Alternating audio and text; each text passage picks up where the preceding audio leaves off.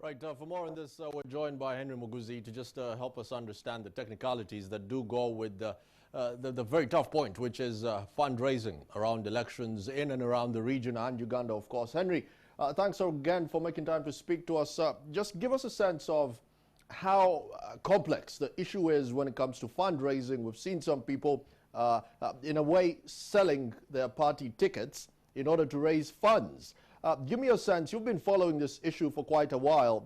How has it evolved for the past 2 decades, and where are we right now? Arnold, thank you for having me, and good evening, our viewers. You raised a very interesting thing.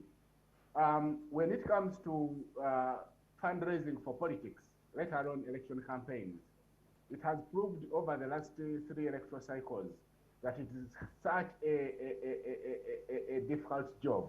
And the reason it is difficult is this.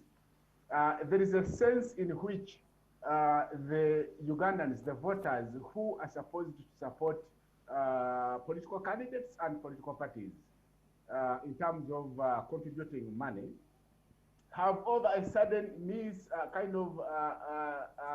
wrongly understood their role to mean that they are instead the ones who are supposed to receive from the political parties and the candidates, which is why when the election campaigns are ongoing, instead of the electorate, the citizens, contributing money to the candidates and political parties that are offering themselves to serve them, it is the opposite.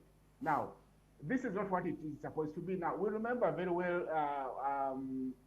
from the very first elections we had in 1958, it was the members of the political parties that used it to contribute, but this is no longer the case. Now, the other aspect, Arnold, is that the context within which political parties and candidates are operating has been so commercialized, but also the political terrain does not allow fundraise. Look, for you to fundraise, you must have space, you must be allowed space to kind of popularize your candidature. If you are a political party, you must be allowed space, afforded political space, to go out there and sell your kind of ideology and philosophy, and be able to recruit members. But the political parties and candidates in Uganda who come from the opposition side find it very difficult to do that. And when they don't do that, then they're not able to Henry, get the people to fundraise for them. And therefore, they have to look for other sources which are very difficult. Henry, I'm just going to pause you there because we live in a very, very queer country, because on one end, it's more like a popularity contest. If someone has a few songs out there, chances are they will have a landslide, as opposed to you who's thinking manifestos on the other. Is it the same, is the same actually reciprocated when it comes to fundraising? Very briefly on that, then we touch other matters on some research that you've dealt with. Absolutely. Of course, over time, the meaning of elections has been lost, both on the side of candidates, but also on the side of voters. And therefore, when political campaigns are ongoing, it's amazing what you see on the rallies before COVID came. Because when a political candidate or party comes on these rallies, the only thing you see is the dancing, there's music and dancing, and then they're eating, and gifts are being given out.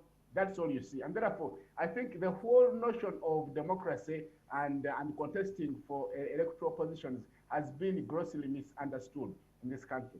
And therefore, that becomes then a challenge that we have to navigate as Ugandans, because we find ourselves in this kind of awkward situation. Yeah, but to get back to the question you asked, so the people who are looking for, the only ways left for political parties and candidates to fundraise would be from private companies and private businessmen, but also from out of the country. Never mind the regime of laws that is in place to ensure that that is regulated, because many of those are not followed. But this then poses a threat, because if you are going to go and get money from a businessman, these businessmen are going to use that as an avenue to capture you as a candidate. They will use it as an avenue to capture you as a political party. If you are going to...